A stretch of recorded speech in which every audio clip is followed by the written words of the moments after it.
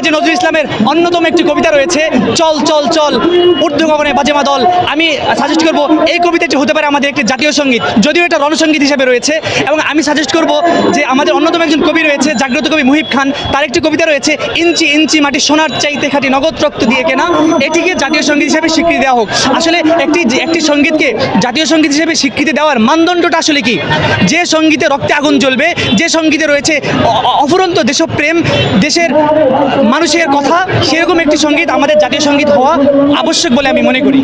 আমার কাছে এখন যে জাতীয় সঙ্গীত আছে এটাই আমার কাছে ভালো লাগে। এবার আমি ছোট থেকে এটা শুনে আসছি এবং এটা গেয়ে আসছি, যার জন্য আমার কাছে মনে হয় না যে কোনো দিক থেকে এটা পরিবর্তন হোক। আমার কাছে ভালো লাগে না। আর এখন যারা চাচ্ছে তারা কোন দিক থেকে চাচ্ছে, কেন চাচ্ছে, আসলে এটাও আমি ভালো জানি না। কি কোন দিক থেকে, কোন অ্যাঙ্গেল থেকে মনে হচ্ছে যে জাতীয় সঙ্গীত চেঞ্জ করা উচিত। তারা বলছে এটা পশ্চিমবঙ্গকে বোঝানো হচ্ছে, আমার সোনার বাংলা মানে বাংলাকে বোঝানো হচ্ছে, অর্থাৎ